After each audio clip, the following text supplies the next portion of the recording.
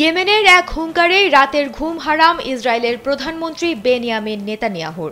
গাজার নিরীহ মানুষের প্রতি ইসরায়েলের আগ্রাসনের প্রতিবাদের পর এবার আকাশপথেও যুদ্ধের দামামা বাজাচ্ছে ইয়েমেনের স্বাধীনতাকামী গোষ্ঠী। গাজা নিয়ে ইসরায়েল আরও কঠোর হওয়ার সিদ্ধান্ত নেয় ইয়েমেনের স্বাধীনতাকামী গোষ্ঠী হুমকি দিয়েছে যে তারা ইসরায়েলের আকাশ পুরোপুরি বন্ধ করে দেবে। তাদের মুখপাত্র বলেছেন, ইসরায়েলের বিমানবন্দর, বিশেষ করে বেন গুরিয়ন বিমানবন্দরকে তারা লক্ষ্যবস্তুতে পরিণত করবে।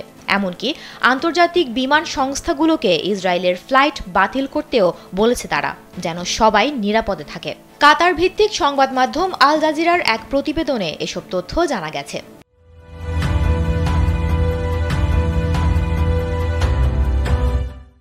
প্রতিবেদনে বলা হয়েছে, তাদের এই হুমকির কয়েক ঘন্টা আগেই তাদের একটি ক্ষেপণাস্ত্র বেন গুরিয়ন বিমানবন্দরে খুব কাছে আঘাত হানে, যে কারণে কিছুক্ষণের জন্য বিমান চলাচল বন্ধ ছিল। আর ইসরায়েলের আকাশ প্রতিরক্ষা ব্যবস্থাও সেটি ঠেকাতে পারেনি।